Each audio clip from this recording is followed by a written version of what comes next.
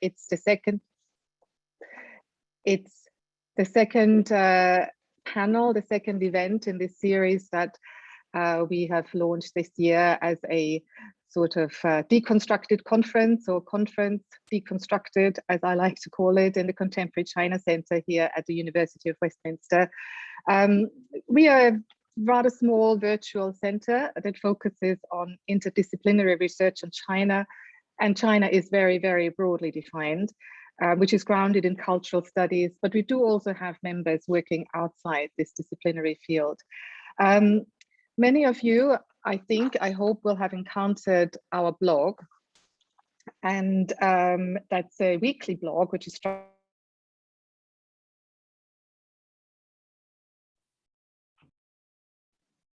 up. I'm suddenly, when did I go on mute? Sorry, that was that just got blocked whilst the other person was being admitted in, so apologies for that. Right. That was an accidental block. Please ignore. Yes, I just don't know when it happened. But anyway, I think I was talking, and you might still have heard me talk about the blog. So our blog is a weekly blog, which is mostly structured around monthly themes, but not always. And the blog is the work of my colleague, Dr. Shaiki Ho, who is also here today. And we just want to tell you a little bit more about the blog. Maybe this is a moment just to do a little bit of a plug for a book that has just come out. I don't know, Shay, whether you want to put up the slide or the flyer for it. But the blog has just is the basis for a new annual publication that we have also launched here at the center. We are calling it Cultural China 2020 because it is an annual review, and it is the Contemporary China Center review.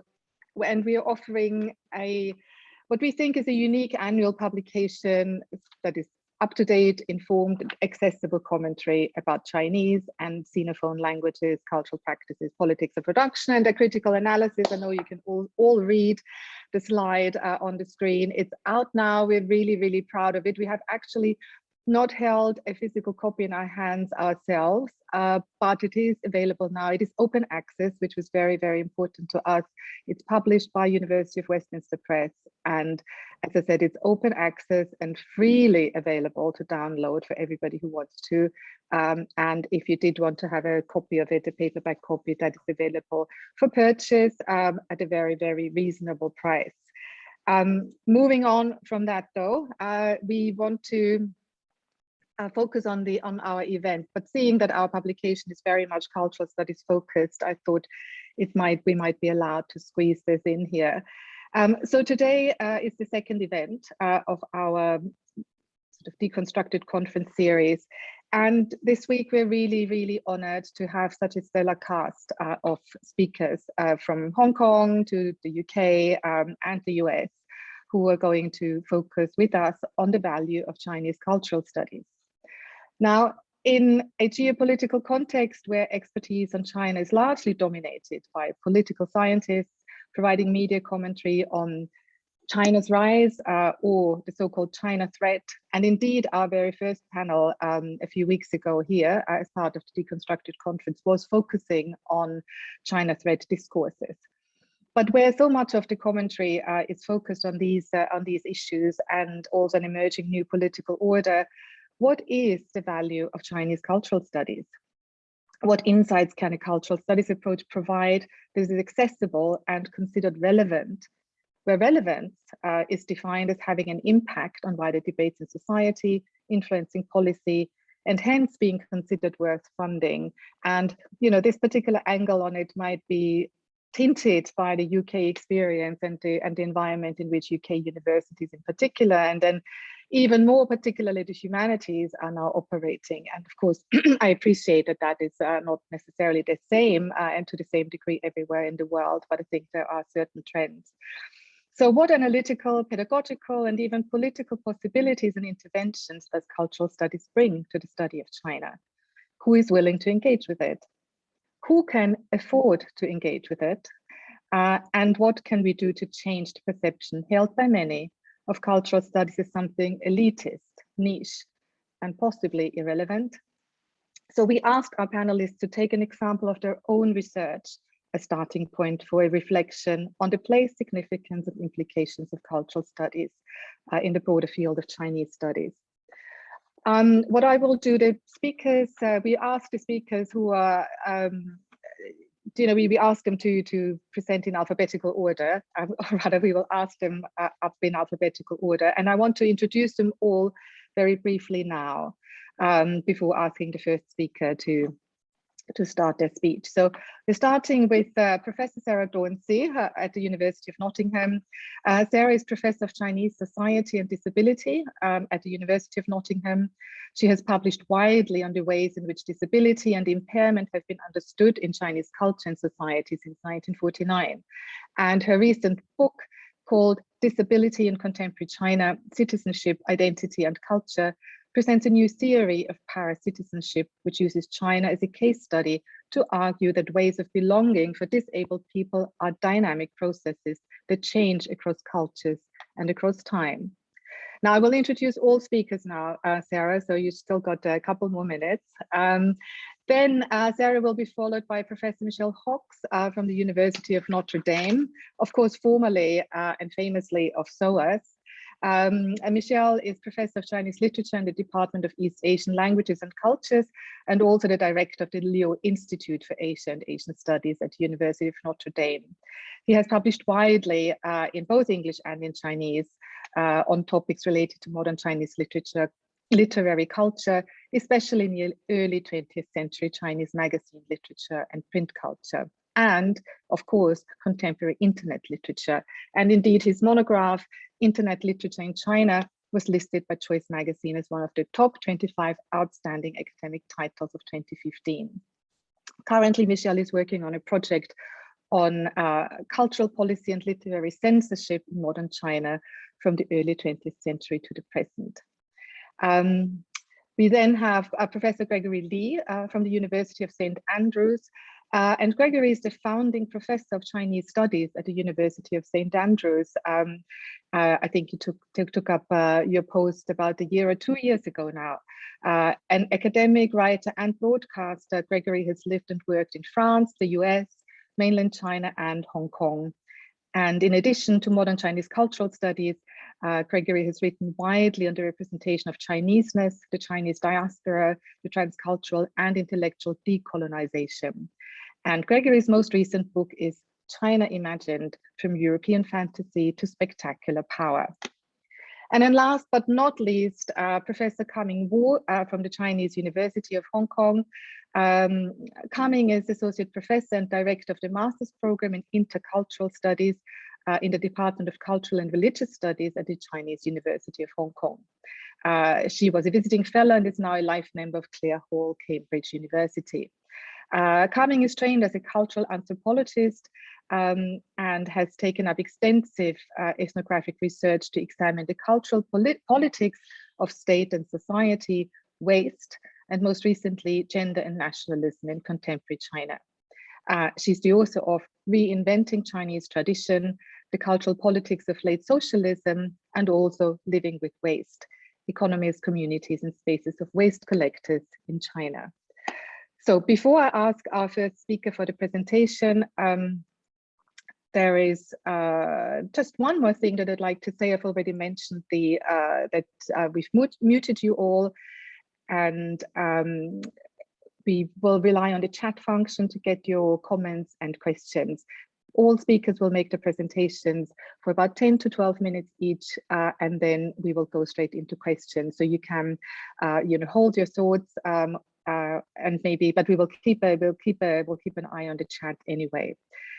Now, I just want to note that this is an academic event promoting free and respectful discussion, and we expect all participants to adhere to this spirit.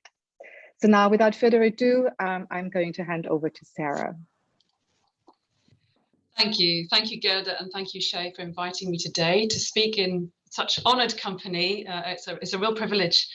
As both Gerda and Shay know, I always stick to my brief and I do exactly what I've been told. So I'm going to engage immediately with the cultural studies approach. So So rather than start with my own research, I'm going to reflect a little back on the foundations of what makes, for some of us at least, a cultural studies approach.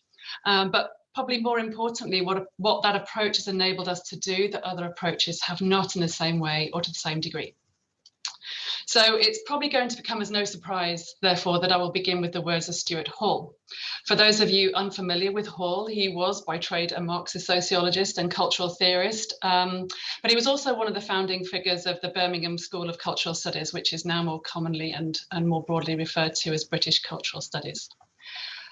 Cultural studies, wherever it exists, Hall suggests, reflects the rapidly shifting ground of thought and knowledge, argument and debate. Oh, has somebody got that? Could I please ask everybody to mute themselves?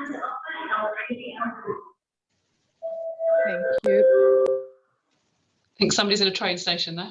Yeah, yeah. I'll start again. Okay, so anyway, I'll rephrase Hall's comment. So he says, cultural studies, wherever it exists, reflects the rapidly shifting ground of thought and knowledge, argument and debate about a society and its own culture. For Hall and many since, cultural studies represents a point of disturbance, and it does so in two particular ways. First of all, it is a point of disturbance in the sense that in its oft-avowed interdisciplinarity, to the extent that it sometimes feels almost anti-disciplinary, cultural studies can be seen to operate here, and here I'm quoting Hall again, the frontiers of intellectual life, pushing for new questions, new models and new ways of study.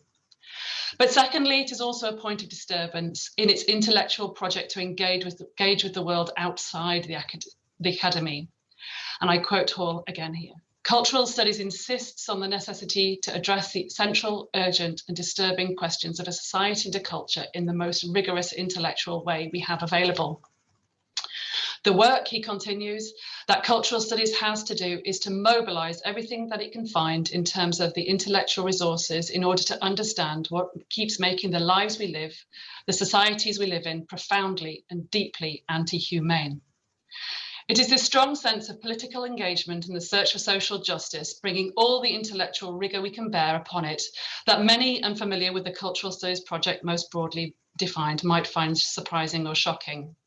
We are often demeaned as the poor relations of the hard disciplines. Our work is dismissed as lacking in ambition and rigor, our subject too fluffy and, well, cultural. My intention here is not to start an argument about whose discipline is the harder or the better, more to demonstrate that such stereotyping and negative stereotyping at that does disservice to us all. And that's something that is particularly pertinent to my own researchers' interest of disability. What we perhaps need to do is better understand and demonstrate the value of such an approach to those who are sceptical of its merits through evidence of the ways it can help us to both understand how meaning is generated, how it is disseminated, contested, wrapped up with systems of power and control, and produced from the social, political, and economic spheres within a particular social formation or conjuncture. But as well to show how the impact of such understandings can have in changing the ways we live, the societies we live in, so that they are less profoundly and deeply anti-humane. This, in a nutshell, is the project as I see it. And so on to disability.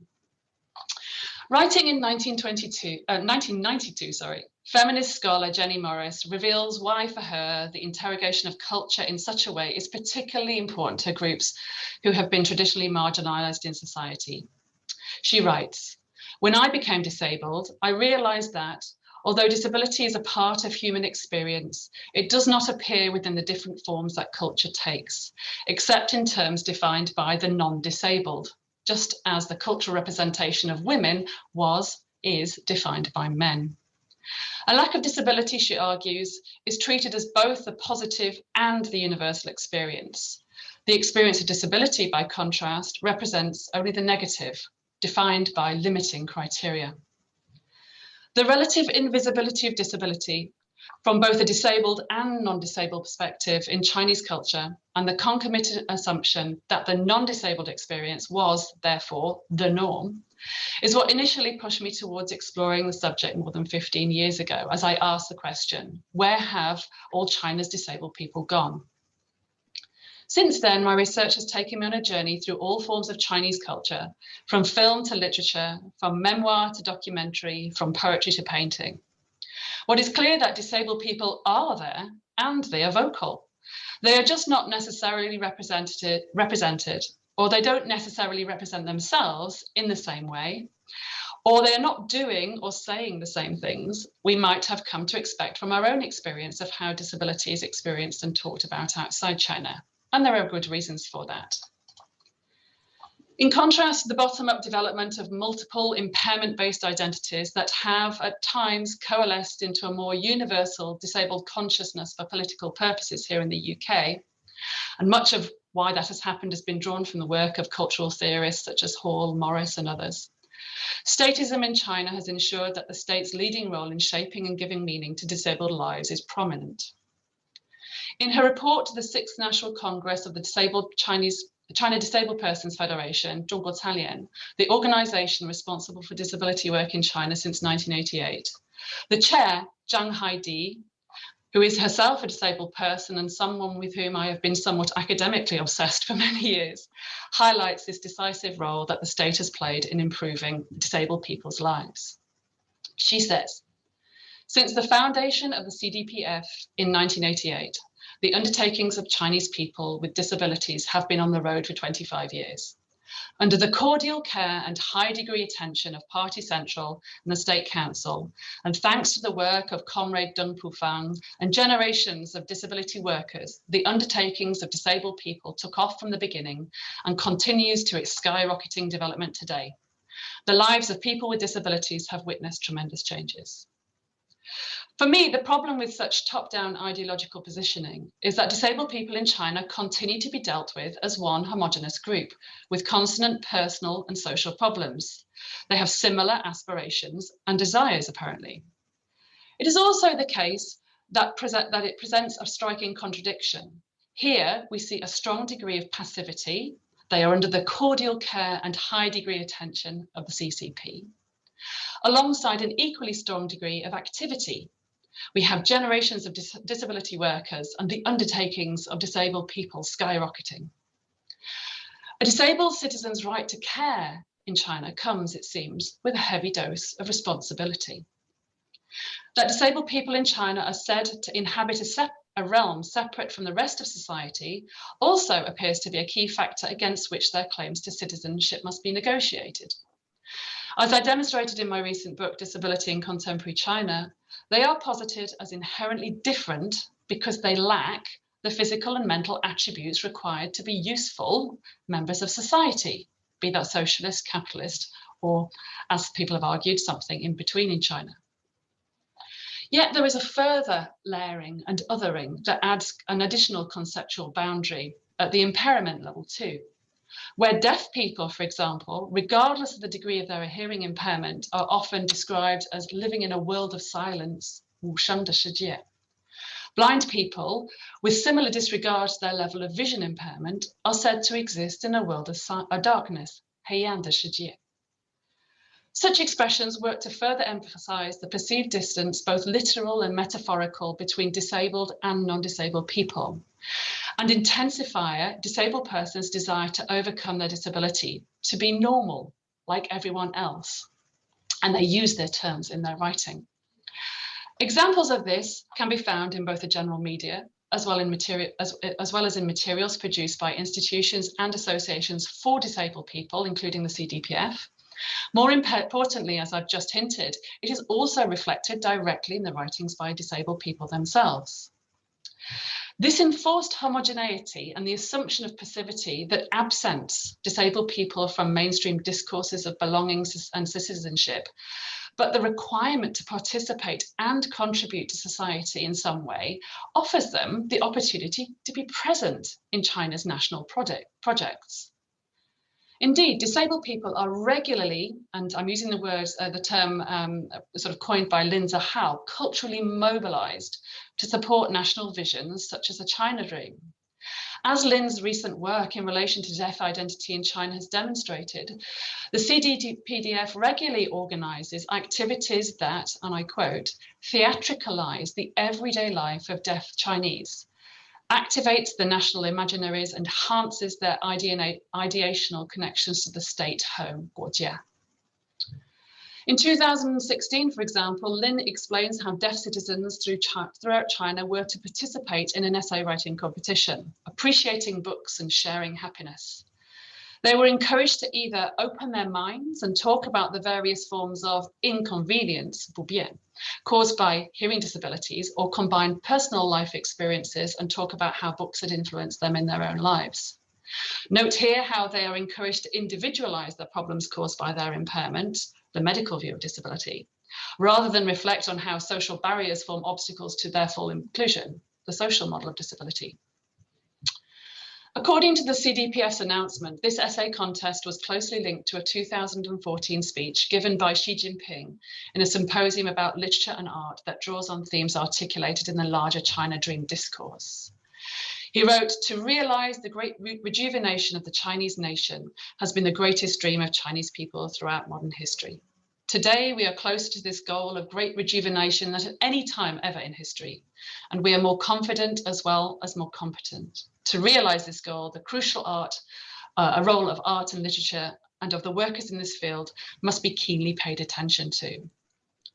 Engaging and responding to these hegemonic discourses of happiness and rejuvenation in a public way, and in a similar but separate setting to non-disabled citizens, gives Chinese disabled citizens their lives meaning and value. Exuding a spirit of tireless self-improvement, they too can help to realize the China Dream. 自强成就中国梦. This is the paradox of what I now term paracitizenship. My cultural exploration of disability in China has led me to believe that current theoretical conceptions of disability and citizenship, which for the most part posit disabled people as less than full citizens, sometimes overlooks the instability of impairment that people may come in and out of disability. The agency of disabled people, that they are able to do things about their lives and make decisions. The dynamism of citizenship norms and ideals, that they change over time, as well as the highly effective nature of particular discourses of belonging.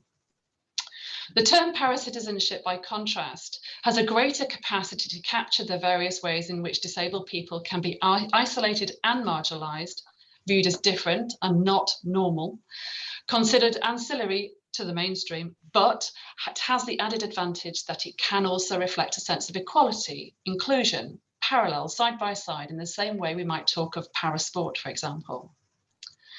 Employing such a term that denies neither structure nor agency enables us to recognize the precarious and unstable nature of citizenship for disabled people, as well as the reflexive choices that they themselves may make about their engagement with their communities, and the emancipatory feelings that they may have about their own experiences, even though they may not always chime with approaches looking to address structural barriers and sources of oppression.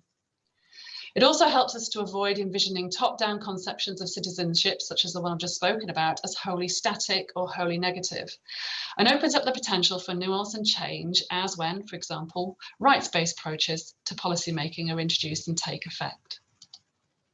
Culture is arguably a space where powerful discourses about the worlds around us are articulated, promoted, and contested. As Susan Blum has noted in her study of ethnic groups in China, representations of particular groups of people produce and reproduce assumptions about them, and in doing so, set up a clear-cut hierarchy of values wherein anything different from the pinnacle must be regarded as inferior. End quote.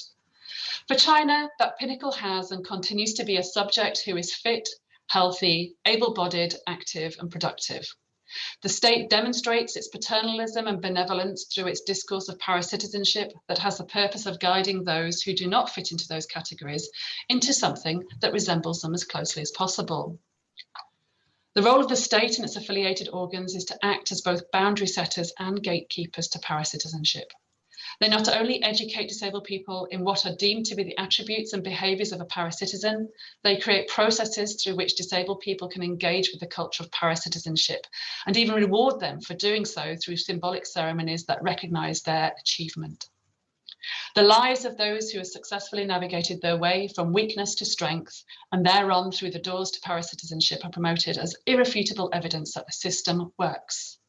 The success of China's civilizing projects depend heavily, in fact, on the participation of these subalterns themselves. While it is very easy, therefore, for the state and others to generalize about the disabled experience for a wide variety of ends, inspirational or otherwise, my research into Chinese culture has shown that individual journeys might fall somewhere under this umbrella, are anything but straightforward or homogeneous. Articulating one's own identity against the ideals of paracitizenship set up by the state are dependent upon a variety of intersecting factors. It could be impairment type, degree of impairment, gender, geographical location, level of education, work, family, social circumstances, etc. These might at times be relatively stable, but they might also be fluid. For me, cultural studies has been the lens that has allowed me to disturb the boundaries of Chinese studies and disability studies, such that they start to both speak to each other, but also benefit more broadly from the existence of each other's learnings. Understanding that culture is a critical site of social action and intervention, where powerful relations are both established and potentially unsettled, in the words of Hall, has enabled me to see the ways in which understandings of and responses to disability are neither fixed nor correlated with positionality. Significant agency can reasonably coexist with structures determined to prescribe and silence. We might just need to change the glasses we use to bring it more into focus. This, I believe, is what paracitizenship allows us to do. It provides us with that new set of glasses that reveals what might be hidden or not obvious in terms of the dynamics of disability. It provides the tools with which to understand subjective realities by consciously incorporating definitions of the experience of disability that may be missing from the general culture.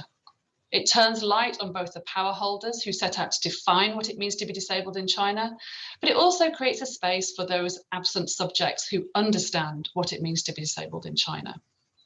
It also enables us to work in a more strategic way to combat those images and ideals that may be disabling in the first place, thus opening the doors for understanding what might or might not be best supportive of our endeavours for a greater respect for human dignity at the individual level and the creation of a more humane society for all, whether that is China or elsewhere. As Stuart Hall reminds us, cultural studies message is a message for academics and intellectuals, but fortunately for many other people as well. I hope that today I've shown that this is a message for Chinese cultural studies too. Thank you. Thank you, Sarah. What a wonderful start that you've provided. So I will just, I know many people will have many questions and comments already, but please hold on to them. Be moving straight to the next speaker. So Michelle, over to you. Thank you. Thank you, Sarah. It's great to be back in the UK, even if only virtually. And thank you for inviting me to this really wonderful gathering on a very important topic. I'm going to share my screen for about 30 seconds. So this could almost be a caption competition, right? So who are these people and what are they doing? I will let you look at it for a few seconds. You don't actually need to answer that question. I'm going to tell you. If I can find my text again, there it is. So these are all 7 members of the Politburo Standing Committee. These are the 7 most powerful men in China. They're all men and they have very similar dress sense. And this picture was taken this week on Tuesday at the opening of the conference of the Chinese Federation for Literary and Artistic Workers, or whatever it's called, which also doubles up at the conference of the Chinese Writers Association, a conference that is held once every 5 years. So to provide a very simple answer to the question, why is the study of Chinese culture important? And I'll come to cultural studies, but I'm starting with the study of Chinese culture. It is important because these guys think it's important, and we ignore at our peril anything that the leaders of China consider to be important. Right? So you cannot ignore culture in the study of China for even that very simple reason. So as was mentioned in the introduction, I've in the past studied Chinese literature on the internet. And one of the things I described at the time was the massive success of a commercial business model for online popular fiction. Think of romance fiction, martial arts fiction, historical fiction, science fiction, erotic fiction, and so on. For the past 15 years or so, private companies in China have been setting up websites where readers in their millions, literally, can subscribe to ongoing serializations of popular novels, many of them eventually consisting of hundreds of chapters. It's almost, it's an addictive phenomenon. People want to continue to read the next chapter and the next chapter and the next chapter, similar to how people can be addicted to watching TV dramas or to video games. And indeed, many of these online novels create the plot lines and the intellectual property that then later goes into video games and TV drama series and so on. So it's a very lucrative business. But when I studied it, I was especially interested in the fact that in the end, these things were novels.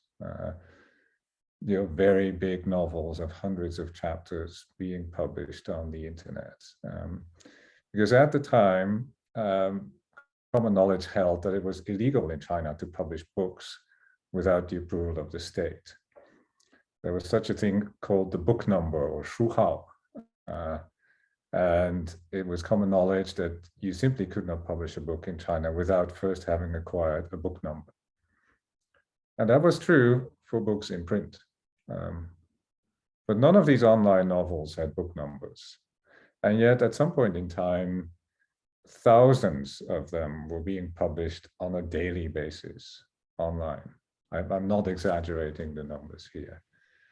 And so I concluded in my study of that phenomenon that this totally undermined the traditional control system for publishing that had been set up and maintained by the Chinese government for decades. I was very happy with that finding that, popular culture undermines the system, which in cultural studies is an argument that's been made many times before. So I was very excited that I could use the word undermine. But as I've continued my studies of Chinese cultural policy over the past decades, I'm starting to understand that this development was in fact intentional on the part of the Chinese authorities. From the 1990s onwards, the Chinese government has consistently been moving away from directly funding cultural production, instead creating space for private capital to drive the development of a cultural industry. The past decades have seen the emergence of private publishers, private museums, private art galleries, private film festivals, private literary prizes, and of course, also private schools and private universities. In the Chinese definition of culture, education is actually often included. Whether or not we want to include it is a question I'm not sure about. The Chinese government has been allocating fewer funds to these sectors since the 90s, and instead has been allocating more funds to cultural projects of national importance, such as national museums, and to what it calls public cultural services, such as public libraries and cultural provision in less affluent areas.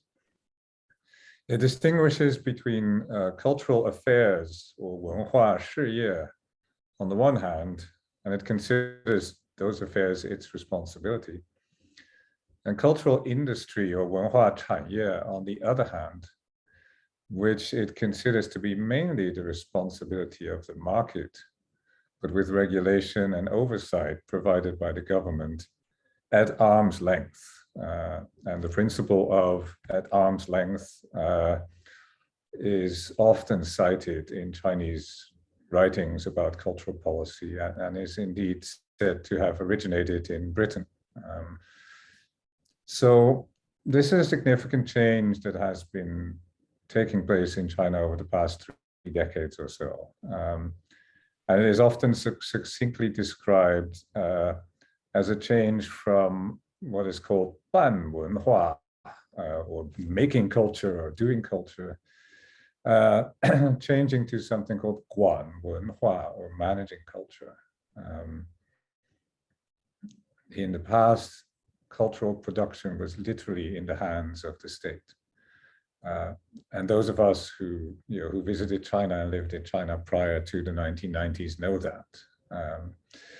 And now much of it has left the hands of the state, but the state is still looking for ways to manage, control, regulate, and so on. So this is a very significant distinction, but it makes it clear why there can be such a development as publishing novels on the internet, even though that never used to be possible in print. So it's interesting to study, and that's what I tried to do, how the Chinese government has been managing culture through cultural policy under the successive rules of Jiang Zemin, Hu Jintao, and Xi Jinping. And clearly those three have not been doing it all in the same way. It is interesting because management of culture tells us something about value systems and about traditions that operate beyond simple politics. For example, many people are interested in how censorship works in China. In fact, without exaggeration, I can say that the word censorship comes up usually within 5 minutes after I've told someone that I work in Chinese studies.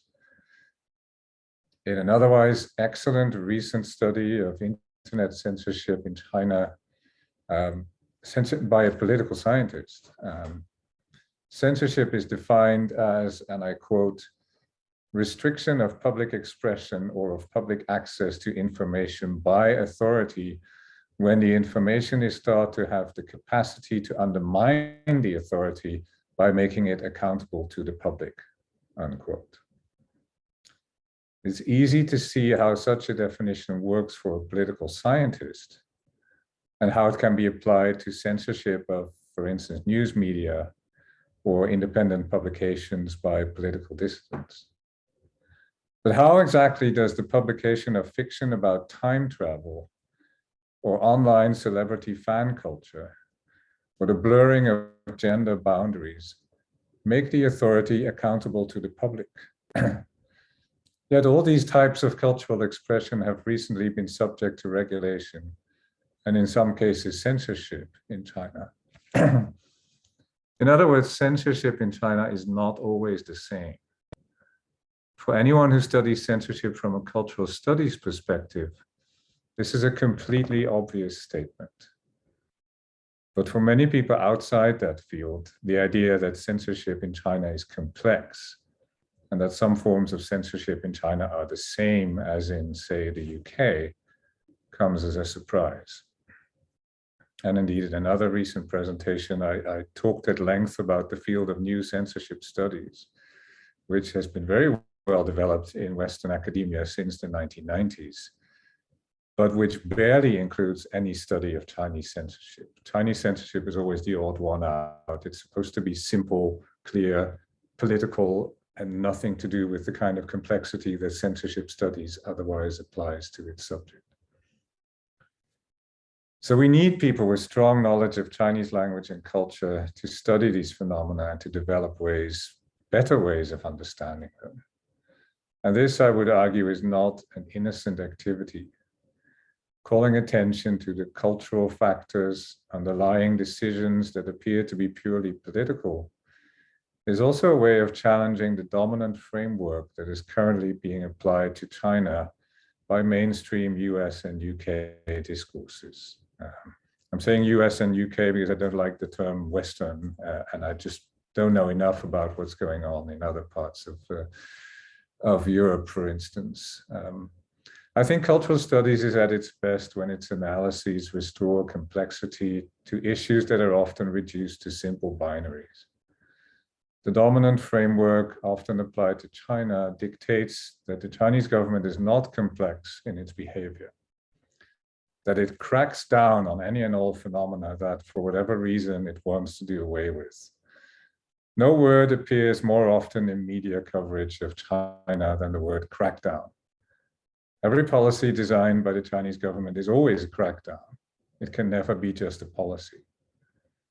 Thus, while scholarly experts in both Europe and the US have recently praised China's development of guidelines for online data protection, which are substantially better than those currently in existence in the EU and in the US, the media have presented this as a crackdown on big tech and thrown it in the same basket as genuine crackdowns, such as the ludicrous ban on the representation of effeminate men in TV dramas. And the excellent and correct decision to regulate the private tutoring market so as no longer to allow unqualified and unvetted foreigners to interact with very young Chinese children has been presented as a crackdown on private education and thrown on the same pile as the truly worrying, ever-increasing restrictions on academic freedom in China. The stereotype that our mainstream discourses paint when it comes to China are most effectively approached, I think, through cultural studies methods as well.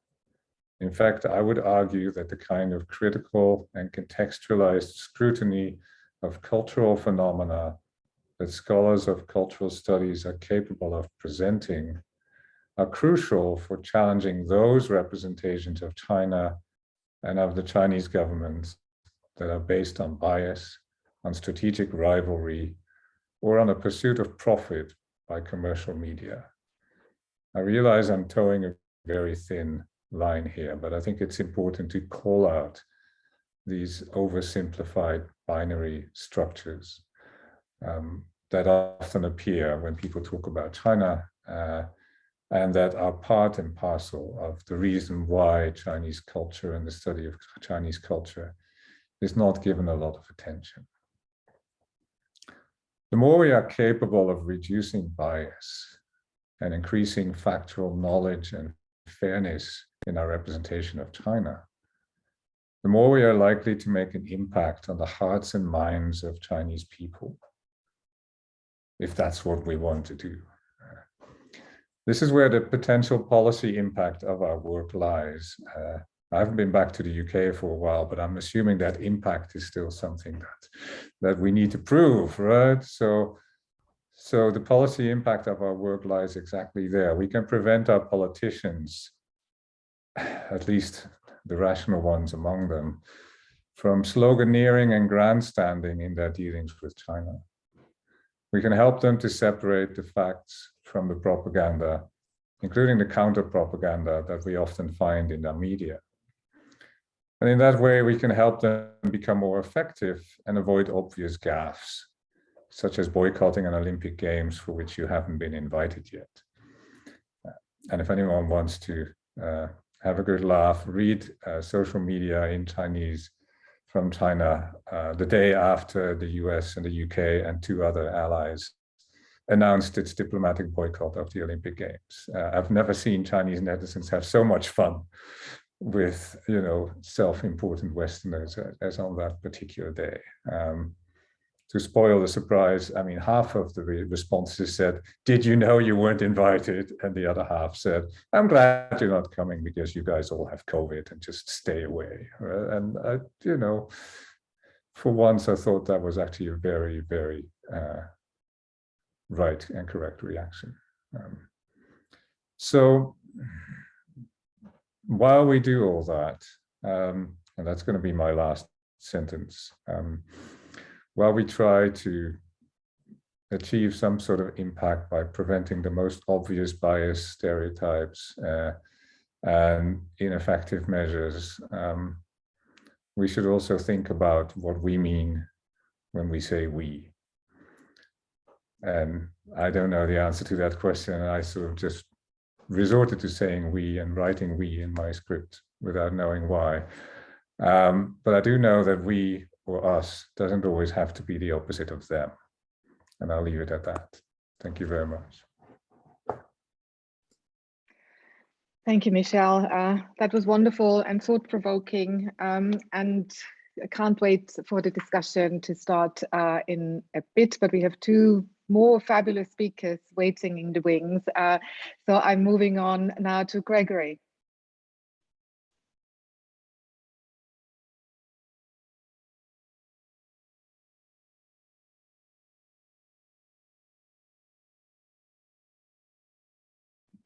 There we are. Recalcitrant microphone. Thank you very much, Gerda and Shay. I'm very grateful to be given this opportunity to get together with my new United Kingdom colleagues and others. I'm also very glad to see some old friends in the panel. Michelle, I haven't seen for a long time in the flesh, and a number of old friends in the audience: Harriet, Francis Wood, Mike, Heidi, Coraline, and others. Before thinking about the value of cultural studies, in other words, what purpose it serves, what it's good for, I'd like to explain how I myself have envisaged cultural studies relating to the Chinese-speaking world and its diaspora. In doing so, I apologize in advance for stating the obvious and repeating things that may have already been said, and I hope it's not too rebarbative. As we've already heard, cultural studies is not simply about the nature of the objects we study. Often the impression is that cultural studies simply permit the study of the non-literary, of the popular, from MTV to TikTok, or it allows the study of the lowbrow, such as workers' poetry.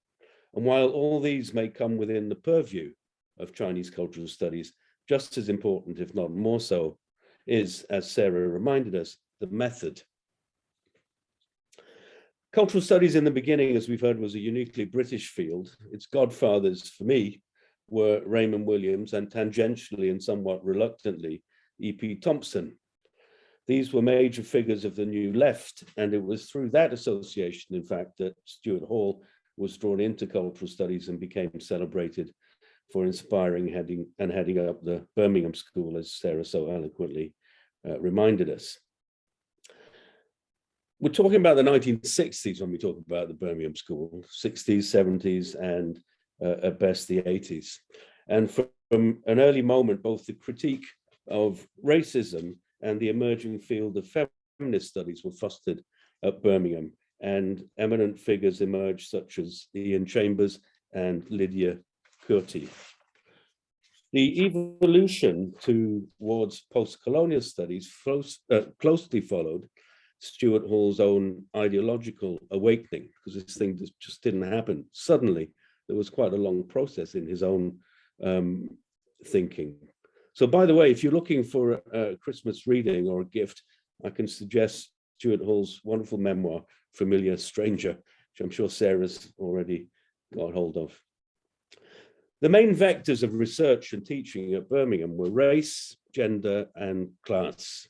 So remember, we're talking of the 1960s and 70s. Class had not yet become a taboo word. In the USA, of course, class was already sidelined by academia, and the triumvirate of race, class, and gender was truncated, and class was excluded. The Birmingham School's emphasis on class, together with elite universities in the United States' exception to the study of popular culture, perhaps explains the failure of cultural studies as such to catch on in the USA. Cultural studies in its original sense remained then a largely British and by extension Australian discipline, although there are a number of outposts both in Europe and in the Chinese-speaking world.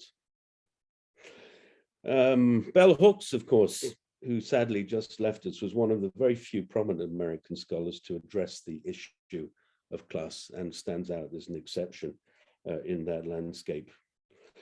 Paradoxically, for my part, it was while I was in the USA at the University of Chicago, the belly of the beast of the obsession with Western civilization, that I started to get seriously interested in the application of cultural studies methodology and vision and its application to China. And in 1991, I set up a modern Chinese cultural studies workshop. Chicago was very keen on the workshop system, and I set that up for my graduate students. At the same time, my increasing interest in anti-Chinese racism and the representation of Chineseness led me to establish an Asian American Studies program. Then, and indeed still today, Chicago was one of the only major universities in the United States to neglect Asian American studies, and it took a hybrid Brit to introduce it there. I recently looked at the college catalogue at Chicago and found just one introductory course to Asian American studies, so they're still lagging far behind. The theoretical underpinnings of the Birmingham School of Cultural Studies was Western Marxism, of course, and in particular, Antonio Gramsci. We may forget that the 1970s saw the rise of anti-Stalinist Euro-communism, and in the political field also, Gramsci's brand of Marxism was extremely influential in Europe. At the same time, Benjamin, Adorno, Krakauer, and the rest of the Frankfurt School were part of the mix, and feminist theorists such as Luce Irigaray and Hélène Cixous, together with other French thinkers, became part of this theoretical constellation. To come back to our central concern, which is Chinese cultural studies. For a young scholar, as I was then, of what I'd now describe as barely modernized sinology, trying to find his feet in the 1970s, it was still Raymond Williams who was a major example. Williams' work had evolved out of initial research on drama. He was, in fact, of course, a Cambridge drama specialist, but from the outset, he was a maverick and came himself from a working class background. My own specialism was poetry, modern and pre-modern. And modern in those days meant simply the May 4th canon. Modern Chinese literature was a Cinderella within mainstream sinology. And those interested in contemporary China tended to gravitate toward the social sciences and area studies, in other words, China studies. And that's really the reason why I still stubbornly maintain there is a distinction between China studies and Chinese studies, which I see as anchored in the humanities. So my concern, or I could say in a more bellicose fashion, my struggle in the early days was simply to gain greater respect for modern and contemporary literature. Early pioneers had included the Guomoro specialist, the late David Roy, with whom I had the pleasure to work at Chicago. However, he soon abandoned the field to research and translate Jinping Mei. It was really Leo Lee who put the field on the map in the United States. But once again, it was cultural studies that encouraged me, that authorized me to go further. First, by extending my work beyond poetry to popular lyrics and popular music, and then through the study of Chinese language MTV to the emergent mainland Chinese television of the 1990s. But I had no intention of becoming Mr. Popular Culture. My intention, if there was one, was rather to push the boundaries, to study what was there to study and not what it was respectable to study. Once I demonstrated that such an interest was legitimate, I tended to move on. And around this time, the early 1990s, I was reading a lot of French theory, not simply the trendy deconstructionists, but also Guy Debord, Tsvetan Todorov, and Etienne Balibar, Jacques Ellul. Reading both Todorov and Balibar, both of whom I would later have the pleasure to meet, helped me articulate my other main preoccupation, which was the racist representation of Chineseness and of people who look Chinese. Balibar's focus on nation, race, and class was essential reading for me. Nation being enormously important, as we've heard, for modern Chinese culture, but also in the construction of China and Chinese as the other. As Todorov taught us, our own sense of national identity is in large part constructed against that of the other. For 19th century USA and Europe, that other was China. Thus, at this point, my work rejoined the Birmingham School's evolving concerns with race and colonialism. While in France, a concern with such issues is categorized as sociology of culture at best, or at worst dismissed as culturalism, I am not a social scientist. I don't do surveys. I don't do objective fieldwork. My own work involves texts and textual practices in the broadest sense possible. For instance, I don't feel the need to prove that racism, misogyny, gender bias exists before going ahead to critique a text or a practice. In the past, that was quite a divisive approach, as I learned fairly early on. My first book in the realm of cultural studies and post-colonial studies, Troubadours, Trumpeters, Troubled Makers, was refused by the University of Chicago Press. They didn't publish interventionist work, I was told, by which I learned they meant work that took a stand. Fortunately, Duke University Press was a much more enlightened publishing outfit. My second book, China's Unlimited, aimed to show the extent of what I believed and still believe to be the reach of a China person. It was also inspired by the feminist slogan that the personal is political. I discussed my own family in both books. That drew the ire of certain colleagues. You can't write like that, I was told. Others outside of Chinese studies loved it.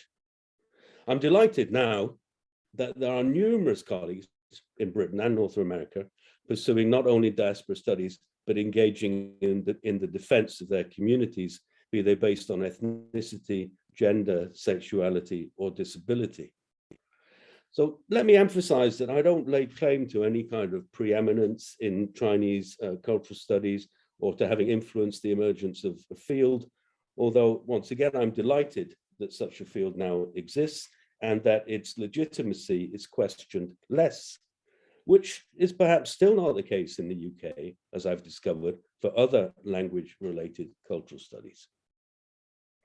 I still feel there's a very long way to go before we stop treating China as an object, which demands us to turn the focus on our own subject positions, on our own societies, to take a transcultural approach.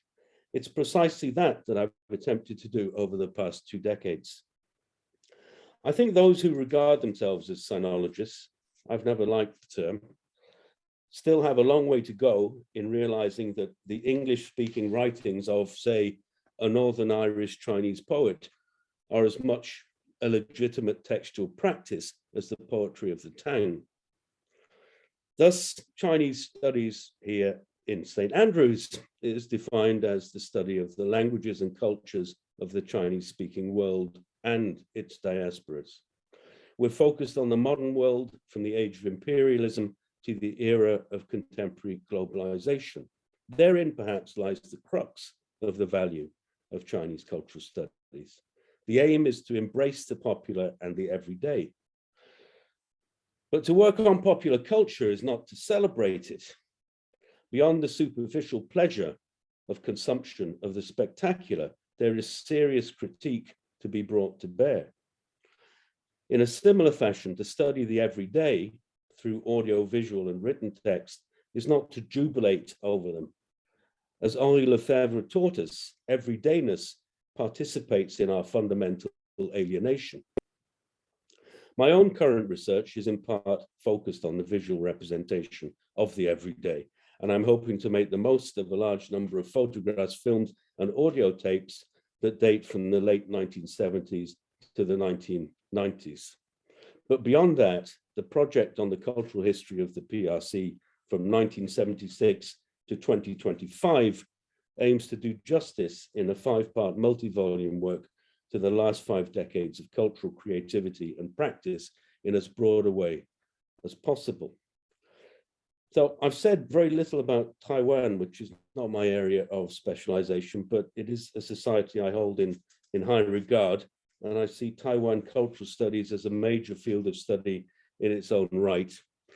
Hong Kong society, which I'm sure our next speaker will address, Hong Kong society, for which I have a great deal of affection, finds itself in a particularly difficult situation and poses a particular problem for those in Chinese cultural studies.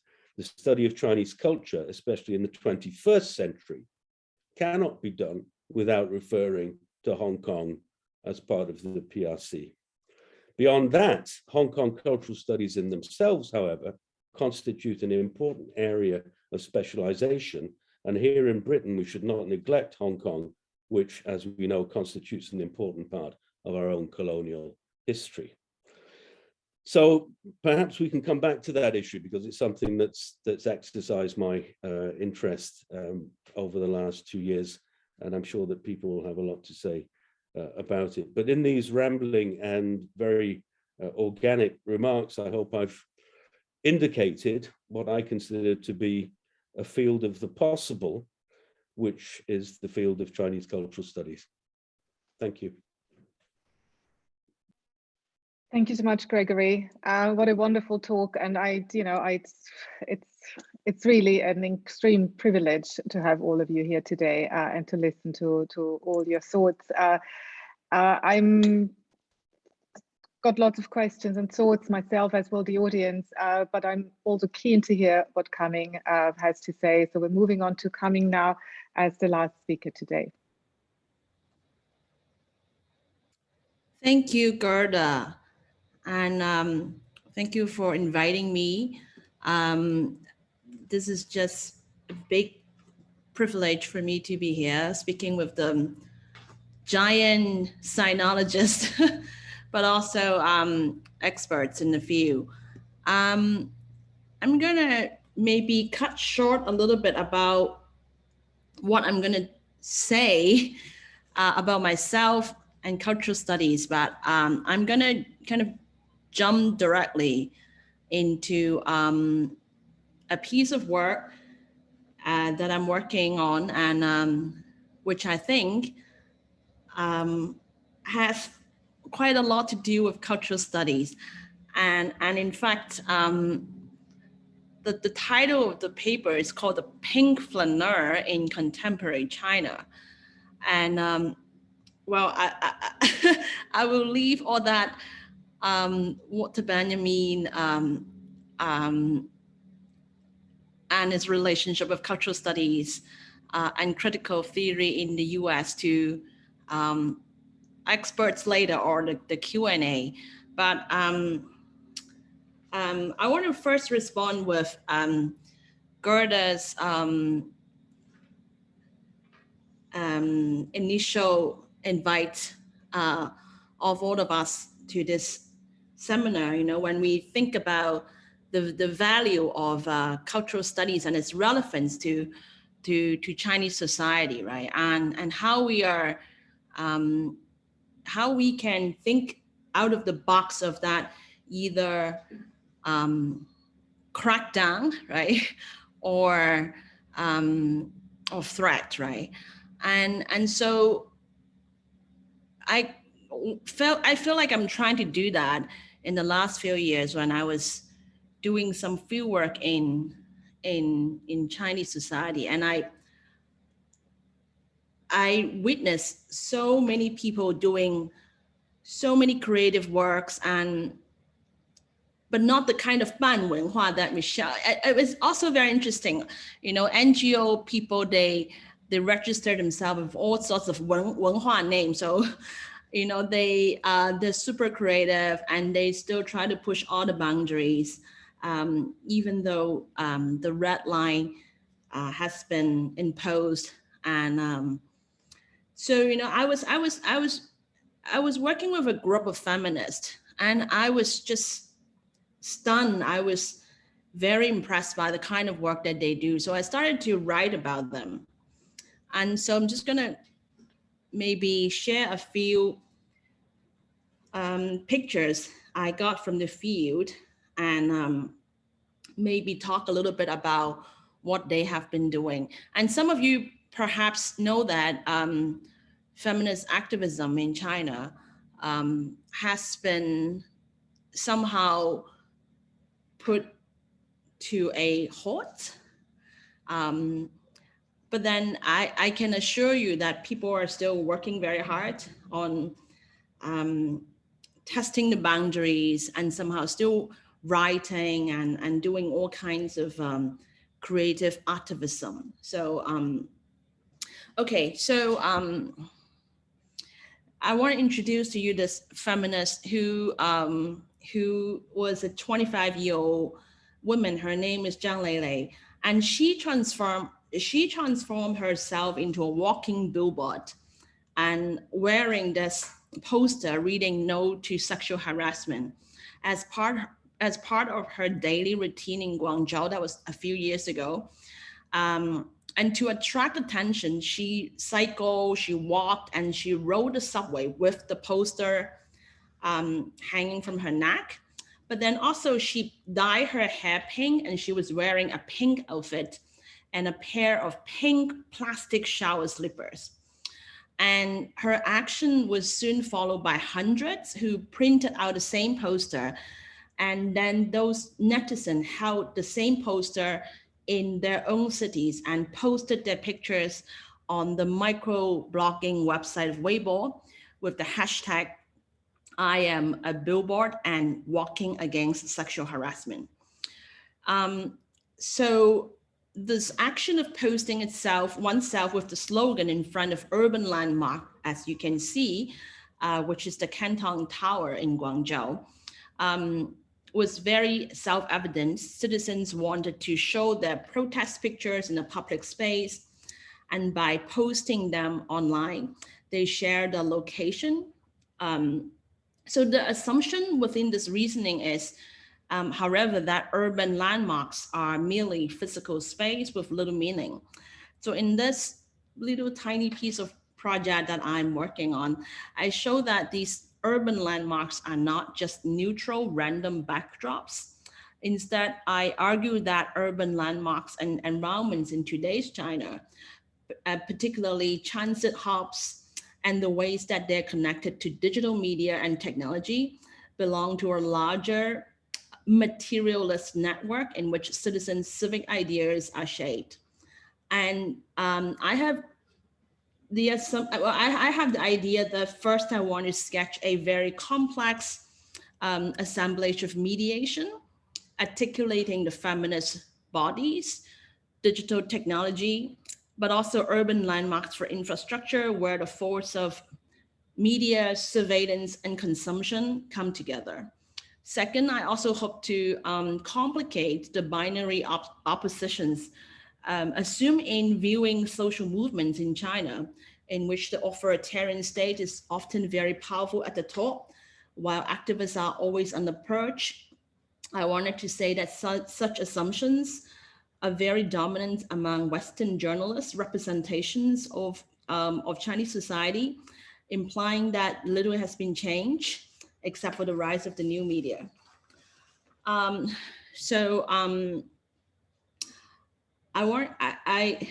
So my interest actually grows from bigger project on gender, nationalism, and citizenship. And then I'm trying to also find a way of understanding gender, politics, and capitalism under the Chinese authoritarian regime. So the essay joins a bigger discussions on urban infrastructure and its role in exciting people's imaginations and creative citizenship and redefining the political.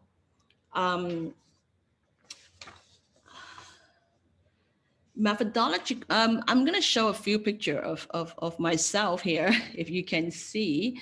So methodologically, I conducted in-depth interviews with a lot of activists, but I also rewalked some of their protest routes by holding related slogans in various spots in both Guangzhou and Beijing. And it was just really interesting when I did the same thing, and I knew that people, sometimes the police were following me, and then I just stopped, and then I stopped taking pictures. But then, when I rewalked these routes that the Chinese feminists did, I find that their walks really inspire me to think of them as flaneurs.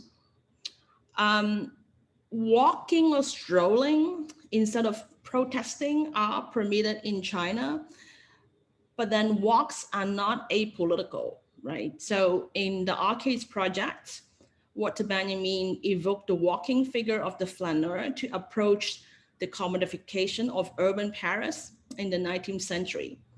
And so through looking at the ways the pink flaneur through looking at the ways the flaneurs stroll in shops and cafes, Walter Benjamin wrote about the new sensuality, alienation, and uniformity of modern city life in Paris.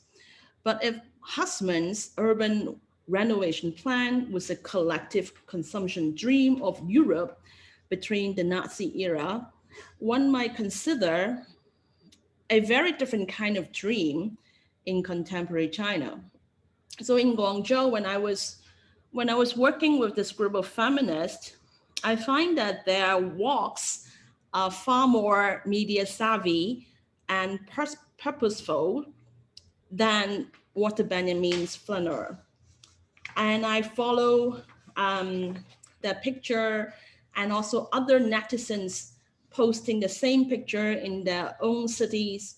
I was then starting this project of thinking about how walking and then showing oneself in their own city's landmark, revealing a great deal of depth and strangeness in Chinese urban modernity that remain unexplored because we were always looking just for resistance or protest, but then there is a lot of nuances between protest and walking, and so what is that gray area? And I thought maybe cultural studies and this idea of flaneurship can help us to think those nuances. So I feel like also my work contributes to the discussions of recent material feminism that brings the materialities of our world into theory and practice. I'm just going to scrape that, and I'll take more on that in the Q&A. But basically, how are we going to think about a new form of citizenship in China? Because, of course, the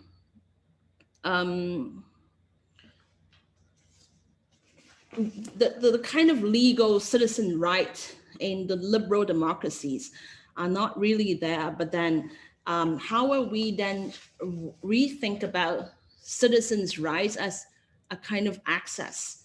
And how are we then also historicizing that notions of citizens' rights and civic actions in the kind of latest development of both more authoritarianism, but also more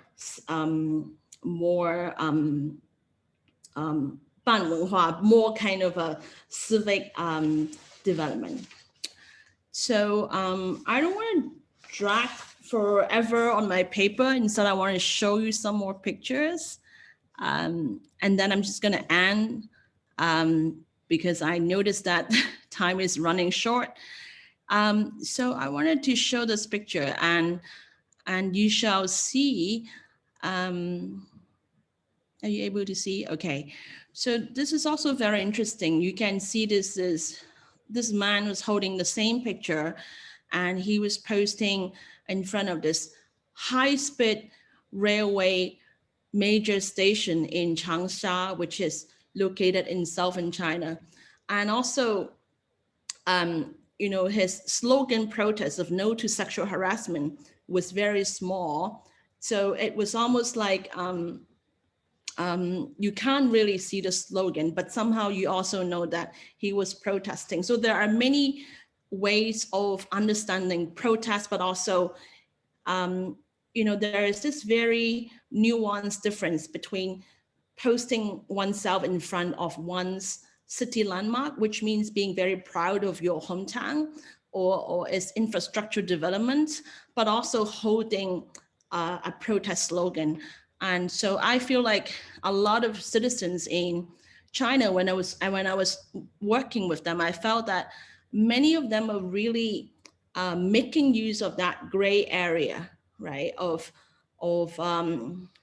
posting one's picture and then, saying very proudly of, I love China or I love Changsha, but then at the same time, conducting some kind of civic activism. I'm going to show this picture, which is also probably many of you have been to Beijing, Sanlituan. So I'm looking at the two women holding the picture holding this no to sexual harassment slogan, and that was in the Taegu Sanlitun. And there was this fountain public plaza, and it was also very interesting because the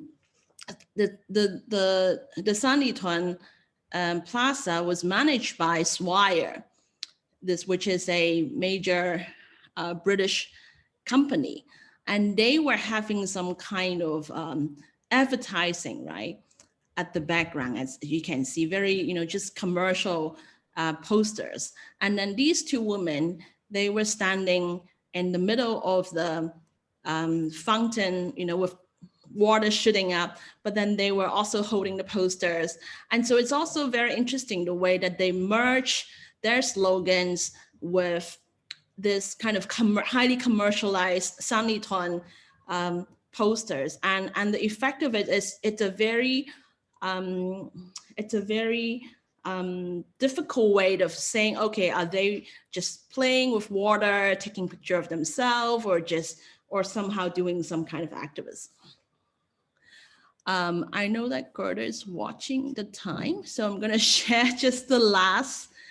We've had a bit of difficulty seeing the slide. I mean, we can see your presentation, but actually on my screen, at least, the main slide is black. So we haven't actually been able, it's not loaded. Oh, there is, this one is working, but the other one that you showed wasn't working. So now that's good. No, gone again. Okay. All right. Okay, I'm just going to end with this picture. And I might just read a little bit from my paper.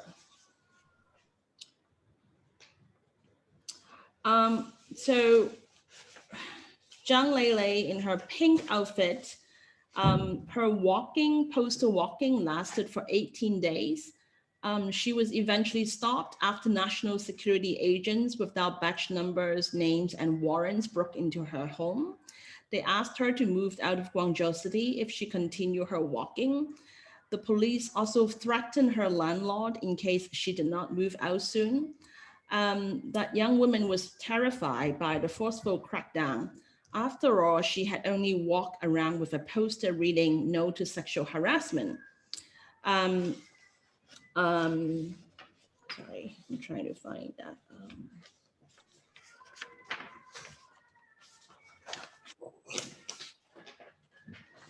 Sorry. But I'm just going to show this one last picture that she shared online also before that crackdown. So, which is also a very interesting corner that she finds herself in. There was this salesman who, it's very much similar to what Susan Buck-Morss would call the sandwichman, but he's the contemporary sandwichman in Guangzhou, and he was holding this poster, basically selling urban apartments. And then Zhang Lei found the same spot, and then she took a picture there. So, when I was analyzing this picture, I thought this is just the perfect combination of the pink flaneur and the contemporary Chinese sandwichman in the same space. Also super funny is that if you notice in the picture, there is a Chengguan, which is a government unit responsible for tackling street management issues such as, illegal parking, littering, homeless, etc. Now, the pink flaneur is then the political dissident, and the property salesman is perhaps what Susan Buck-Morss would call the sandwichman. The salary flaneur carrying billboards advertising commodities.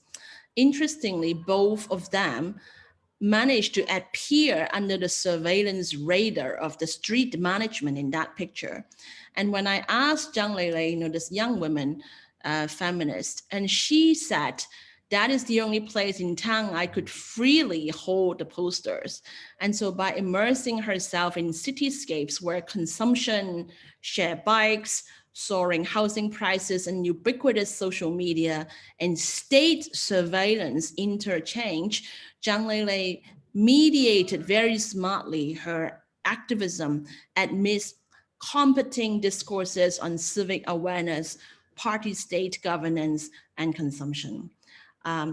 Maybe I can just end my presentation here, and I welcome comments and questions. Thank you so much, Kaming, and thank you to all four speakers. I mean, I always knew that this was going to be an incredibly special event, and just hearing all the presentations today, I feel truly humbled that you would all agree to come today and share your thoughts and your incredible knowledge and insights with us here at the Contemporary China Center and our audience. So thank you so much. It really was a true Christmas present for all of us.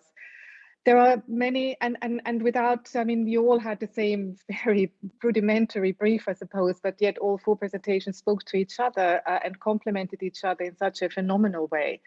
I will not even attempt a summary, and why would I? Because we want to go into the questions, but sort of this notion of resisting the binary and going into the gray areas that really has, and you know, dealing with complexity and highlighting and explaining the complexity. I think these are really things that stood out for me, but also through shining the light into these gray areas and illuminating the complexities, then also coming to new conceptual understandings of citizenship, for example, both through Sarah's work with her proposal of para-citizenship, but also the creative citizenship that Kaming has mentioned.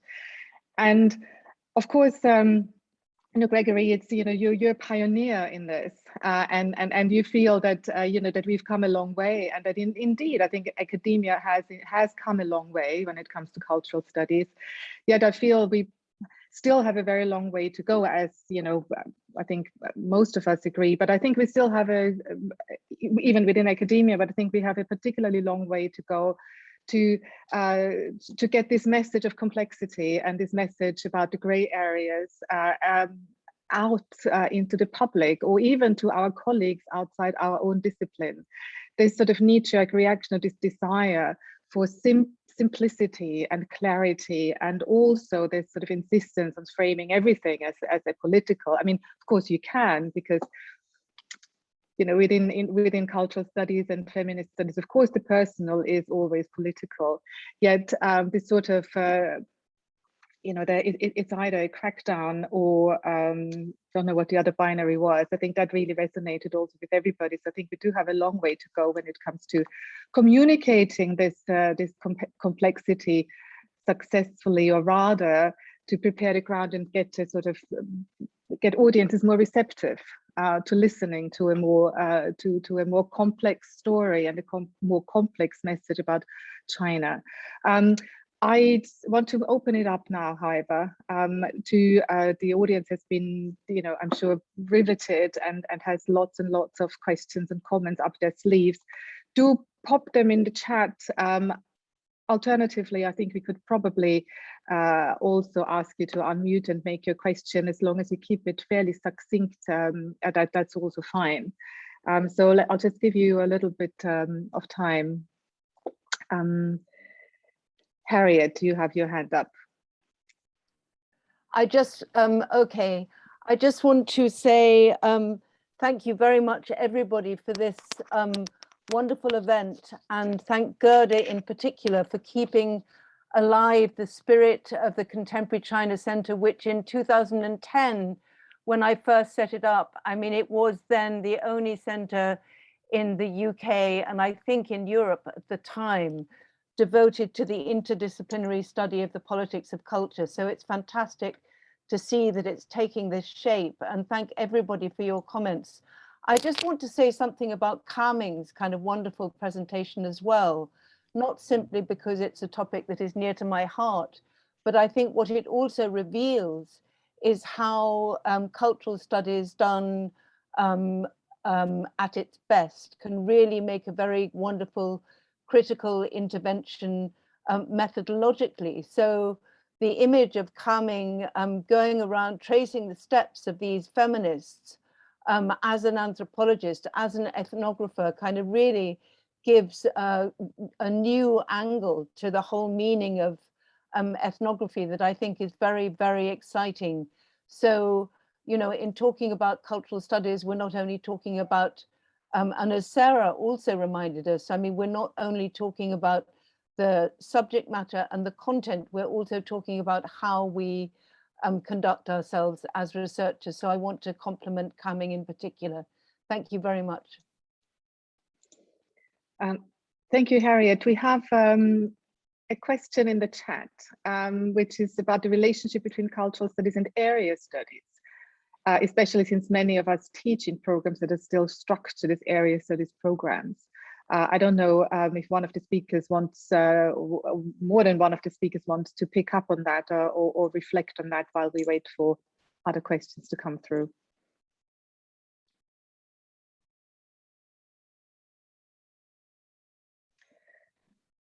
I can say something. Gregory, yes.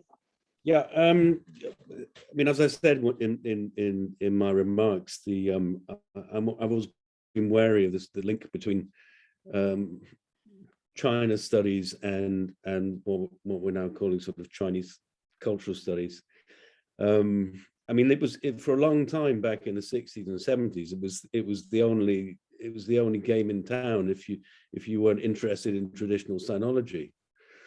So I think that there's not always been a happy relationship, and those of us who work in culture and language will know that it's very often seen as the poor relative, or it has been.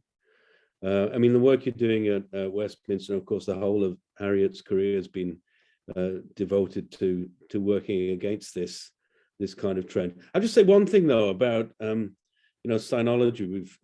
I've never been keen on that term, but the one thing that sinology permits, and I understand that even more now that I'm back in the UK, but it was already the case in France, is to sinologists have always meddled and dabbled across disciplines, and in a sense that at some level authorized us in an early moment to do something which is quite similar. And then now if you sort of in a modern languages department, you've got people doing French and Spanish around you, they don't have the same kind of latitude. I mean, somebody will sort of pull them up and say, well, you're not a historian, you're not an anthropologist, you're not this, you're not that. How can you be doing film? We've got a film department where, we've always been forced to, in a sense, to take a much broader view. And again, coming back to the nature of Chinese culture and the nation in modern and contemporary China, I think we've always been obliged to have a political outlook and to take politics into account and to know exactly what's going on, where people in other sort of literary humanistic disciplines don't have to do that, or don't do it, or don't feel obliged to do it. Yes, indeed. And I think that was a privilege that we had as sinologists, somebody who studied, whose degree title was sinology. I always sort of was forced to identify as such, quite happily did many times. But now I think what we also see in the UK is sort of this dispersion as modern languages departments often also, of course, get dispersed. And we see this much more, I think, this sort of forced identification with a discipline that sort of happens at the same time as we all celebrate interdisciplinarity, and everybody is supposed to sort of be interdisciplinary in their research. It's a very strong, it's a bit strange developments that take place at the same time that are somewhat contradictory as well. Greg Scott, you've got your hand up. Thanks. It's not often there's actually two Gregorys in a Zoom room, so it's quite nice to see another one. There's not many of us, so we have to stick together. Just as a brief follow-up, the question about area studies was mine because I'm well aware that area studies came from critical area studies, right? It was this Cold War period to understand the other and to understand potential allies or potential enemies in the Cold War. But I feel like a lot of people who were originally recruited into those departments across the UK and across North America were themselves kind of misfits and not necessarily their aims were not necessarily aligned with those who had originally set up these departments. So a lot of our academic ancestors got into critical area studies, but ended up doing very interesting and challenging and potentially subversive things. So I just wanted to raise the question, thinking about our own, the roots of Chinese studies in the Anglophone world coming out of critical area studies, maybe hopefully recognizing the strengths of that without, of course, falling into the trap of serving the state or serving the current policy of the age. But as all of the speakers mentioned today, of really questioning binaries and questioning simplistic approaches and simplistic representations of the other, and trying to promote understanding and equality and things like that. Would some of the speakers like to respond to that? I should also say that I seem to be the only person who can see the questions that come in to everybody, but others can only have sort of limited ways of addressing others in the chat. So do feel free to either raise your hand or pick that up through the participant list, or just unmute yourself if you want to ask a question. But Michelle or Sarah, would you like to respond to some of Greg's points? Yes, Michelle. Well, I mean, I don't disagree with any, but the idea of area studies, in the US is still a relatively recent one, and as Gregory was saying, linked to sort of Cold War period. So a lot of the area studies programs in the US were actually very much focused on modern and contemporary studies. The European tradition of studying China in particular, of course, goes back much longer than that. And in many ways, the reaction against area studies that you see now in the US is one that took place for instance, in the Netherlands, where I studied about 4 or 5 decades ago. And actually the same is true of SOAS. SOAS had a big reaction against area studies already in the 70s and 80s, when disciplinary departments started to supplant the original area studies department. So sinology, or whatever you want to call it, of course, has a much longer tradition than area studies, and is much more focused on the traditional society, traditional text, traditional languages, and in part on that notion that somehow, China ceased to exist as an independent culture somewhere in the early 20th century. Joseph Levenson's famous argument that, once modernity arrives in China, Western modernity, basically there is no more real China. And that's, of course, something that I find very interesting about the current situation with sort of revival of Confucianism in China, including the revival of a lot of language and culture linked to tradition. Whether or not it accurately reflects the tradition, we can argue about, but all of a sudden, for anyone studying modern or contemporary China, it is once again necessary to know classical Chinese, to have read classical literature, and to understand, some version of the tradition.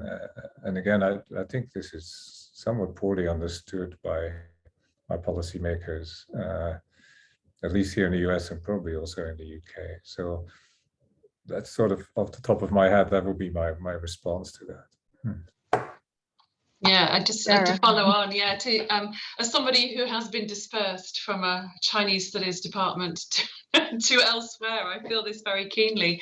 But what I was thinking about when everybody was initially talking is that we were mentioning indirectly or directly the importance of language in the things that we do, and we sort of, in a way, I think we perhaps should have addressed that a little bit more directly.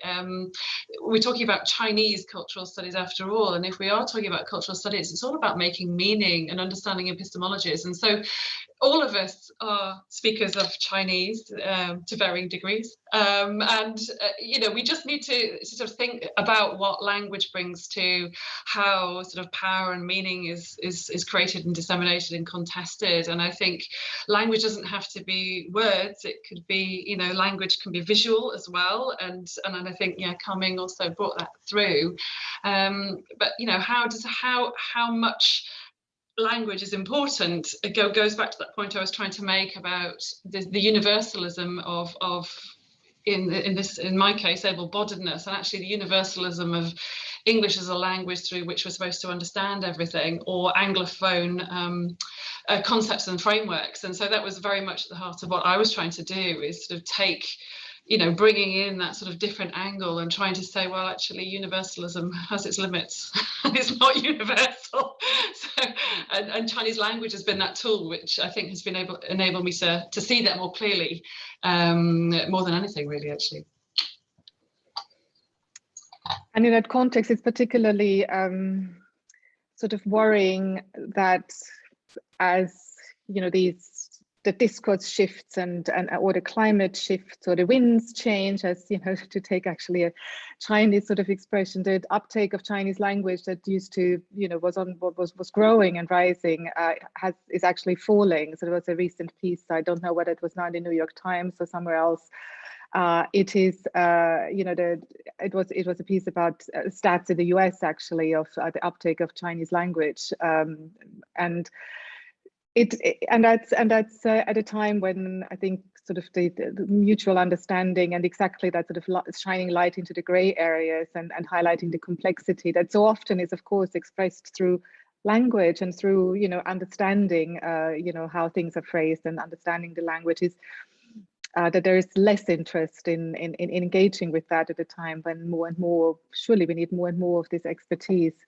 There were a few issues with the chat, but it should now be working in case you were having difficulty. But there is a question, a very specific question in the chat, which is on masculinity and how you, and that's a question addressed to all four of you as panelists, how do you understand the CCP's recent edicts regarding masculinity?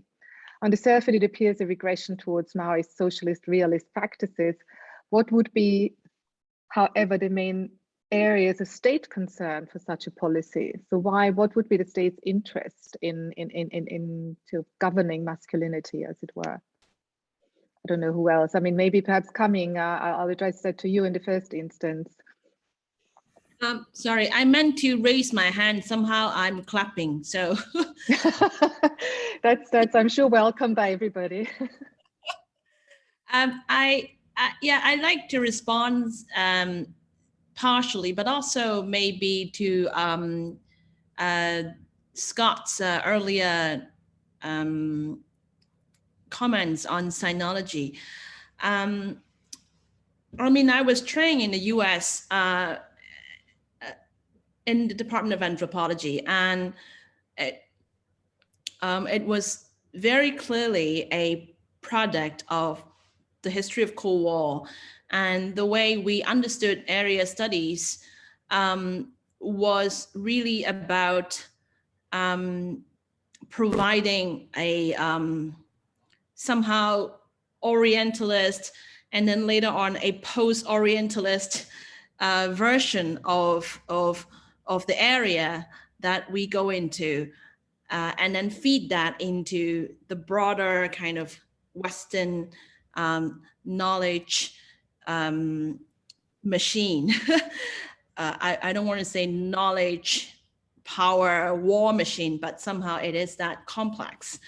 And so I feel a very critical notion of Chinese cultural studies or area cultural studies would have a very important intervention here, right? How are we going beyond that historical legacy of the Cold War, of area studies being fitted into a certain function, but then without self-orientalizing ourselves, right? So how are we giving a number one, relevant, but number two, also critical knowledge production that would be at the same time be reflective of this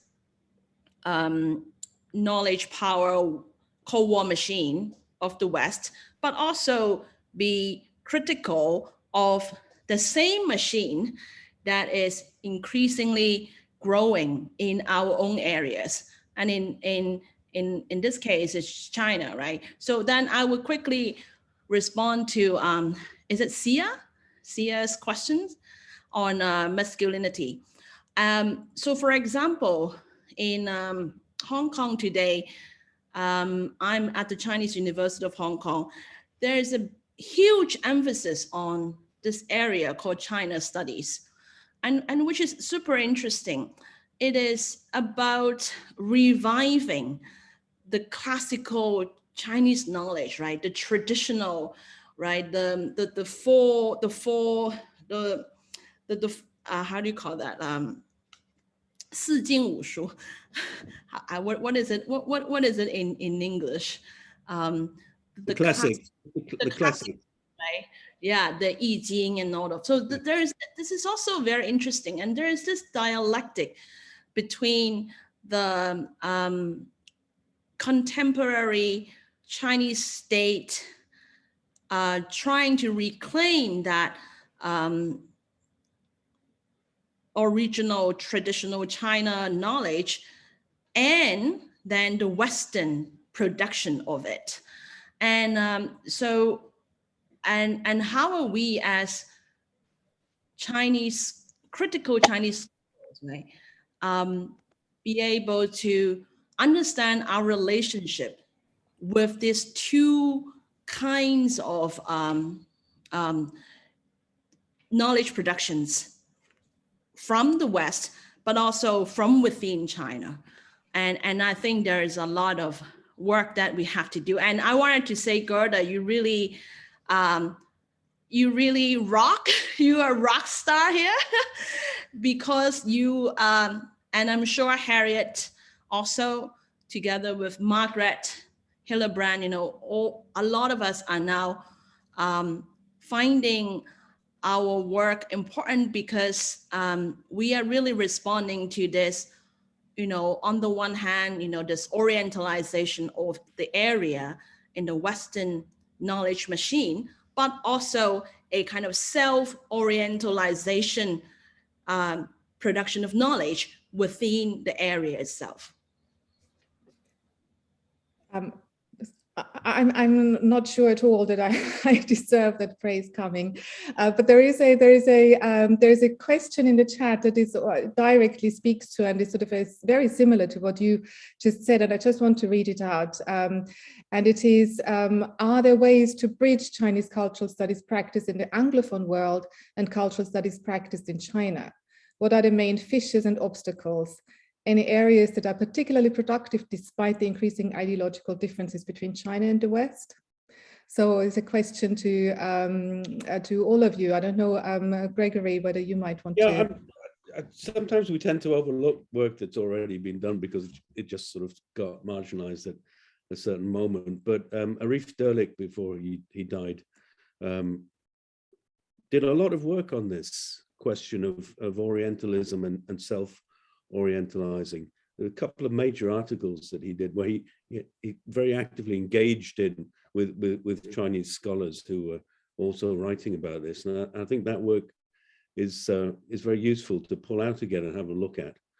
But Arif Derlik certainly did that. And if I could just come back to the question of the Cold War and where we are, it's quite interesting that that Cold War in the 60s, 70s that sort of drew to an end for China, at least. At that time, China still had an awful lot of ideological and cultural capital, especially amongst the younger generations and intellectuals. It doesn't have that now. And yet now what it has is what it didn't have then, is the military, economic and diplomatic power. So we're not in the same kind of situation at all. But the premises that Gaming spoke about, they still hold true, that area studies was fundamentally, despite its desire to be very modern and contemporary and to deal with things like military and economic issues, very much grounded in an Orientalist perspective. But I've got to take up Michelle's comment there about China in the 20th century. You know, my view is actually quite diametrically opposed. For me, China only starts in the 20th century. And even pre-modern China starts in the 20th century in that sense. But although I do agree that it's absolutely essential to broach the past, because the past only makes sense in the present. And it's that past in the 21st century that we need to be able to to address. So yes, we do need to be able to look at pre-modern Chinese as a language, and we do need to address the way pre-modern institutions like Confucianism and the texts that go along with it are used in popular culture, for instance, in television, in film, and then by the politicians like Xi Jinping. So, you know, I don't think we've ultimately got a big contradiction. I think it's just the, you know, the way we imagine that. That's all I had to say, really. Michelle, would you like to come in as well? Yeah, and you know, I've you know, Gregory's book Imagine China is you know, one of the best books ever written, and I've greatly enjoyed reading that. And I'm yeah, I agree that, you know, at some level, China as a nation is a construct of the imagination of a fairly recent imagination, right? But you know, at the same time, you know, we're dealing with the reality now that a lot of what's being done to create a new type of national identity and national citizenship in China, which, you know, other speakers have commented on as well, is rooted increasingly also in traditional texts and traditional language, which isn't always very well understood by people outside China trying to comment on it. You know, I've been sadly, you know, studying Xi Jinping's speeches. I'm still not sure why I do that, but you know, the language of that is significantly harder for people to understand than the language of, say, speeches by Jiang Zemin. And there are a lot of references to traditional things in there. That so the bar has been raised for, you know, China scholars, or, you know, scholars of the PRC at least, compared to a while ago. I think, you know, I'm still optimistic that there are ways in which we can work together. You know, which was the question, the original question, right? Cultural studies as done in China and in other countries. I mean, there's so much collaboration that can take place still, you know, between scholars in China and, say, scholars in the US or in the UK. I mean, for me, actually, my concerns, which may be somewhat exaggerated just because I'm fairly new to the US, is actually not so much what on the Chinese side, but on the US side. I mean, for instance, you know, in collaborating with scholars from China at the moment, I'm very careful not to make sure that what I do is in any way funded by any money coming from China, because, you know, as some of you may know, US university campuses are very closely monitored at the moment by security services in terms of which scholars are getting what kind of money from China. So again, it's, you know, there are issues on both sides making these collaborations difficult. But I still think that on a people-to-people level and on a scholar-to-scholar level, there's a lot that can be done. And you know, in my case, I study cultural policy. A lot of people in China study cultural policy.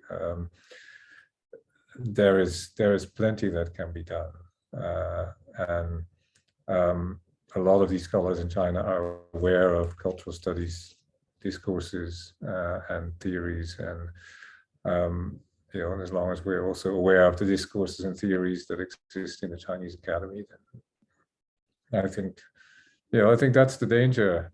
The danger is, do we assume that cultural studies is some sort of universal framework that is not in any way Western or Westernized? I think it probably still is.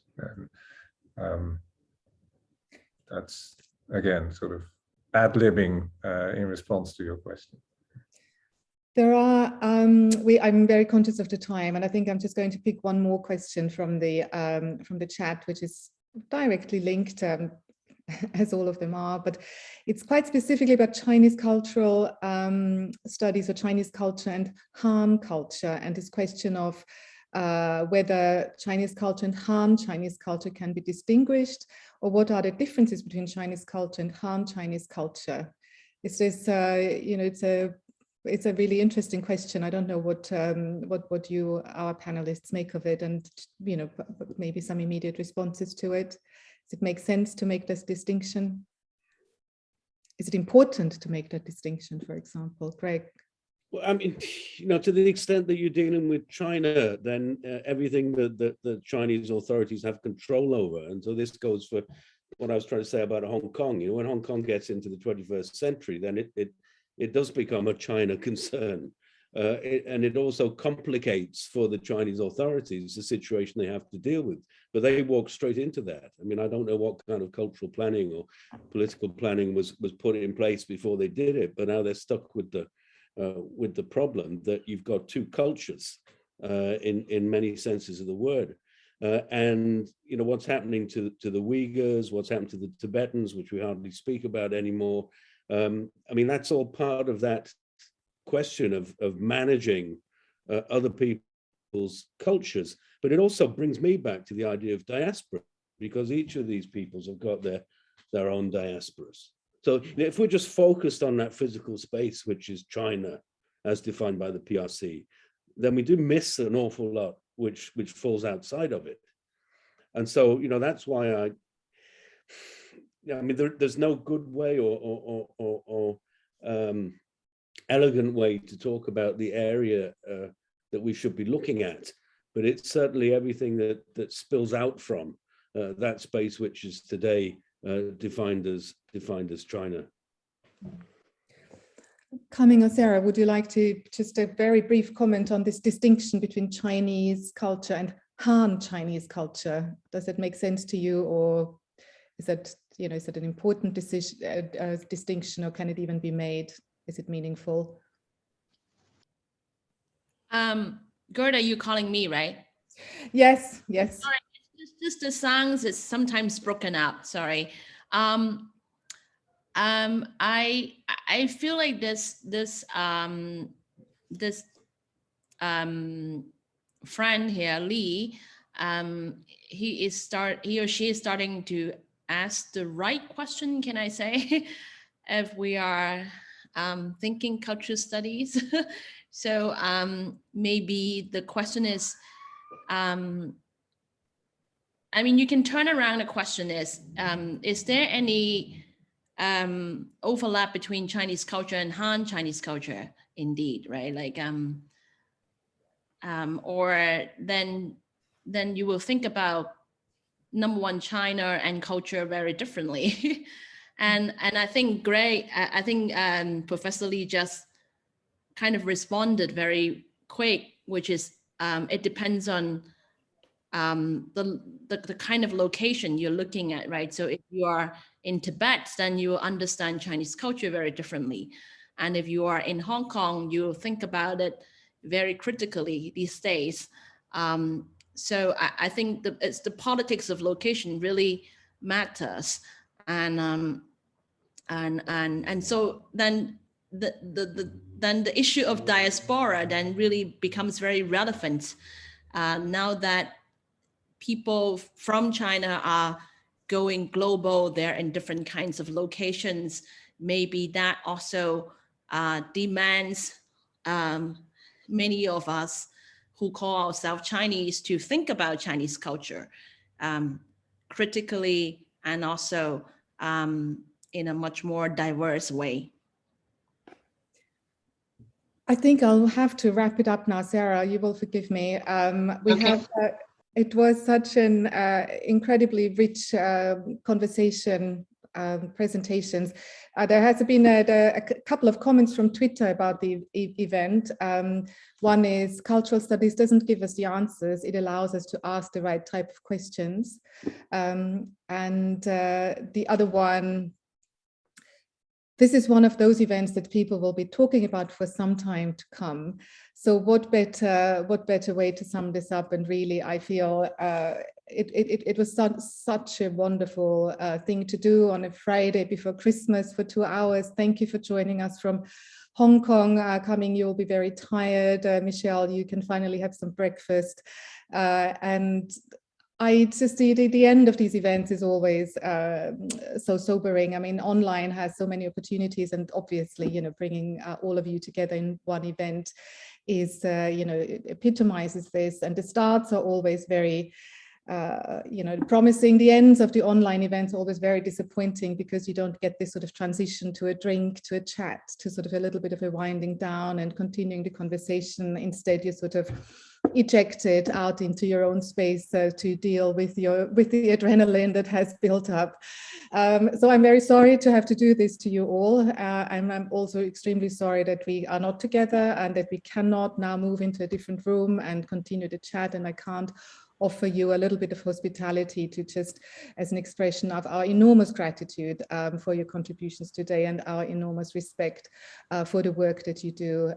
So thank you again. Thank you for this wonderful Christmas present that you've given us, Michelle, Greg, Sarah, coming. And I truly hope I'll see you all in person very soon, wherever it might be in the world. And thank you to our audience as well. It's been an enormous pleasure, certainly from my side. Thank you. Thank you very much. Thank you, Gerda. Thank you, everybody. And Merry Christmas. Merry Christmas and all the very best. May 2022 be a better year. It's a tiger year. Is that a good thing? I don't know. Depends on whether you're the tiger or the tiger's lunch, I suppose. Well, as a horse, I'm more the lunch probably. Not if you run fast enough. Thanks for the All right. invitation, Gerda. Anyway, thank you, and Shay. Thank you. Thank you so much. Bye. Thank you very much. Good to see you. Good to see you. Thank you. Bye. Bye. Shay, very nice to meet you virtually. And I am actually going to have breakfast now. Yeah. Yes, please do. Like the way the light has suddenly come through your window. Like dawn's broken. Oh, yes, true. I can see that. Take as away well. the screen now. Yeah. Okay, guys. See you soon. Bye. Bye. Bye. Yeah, bye.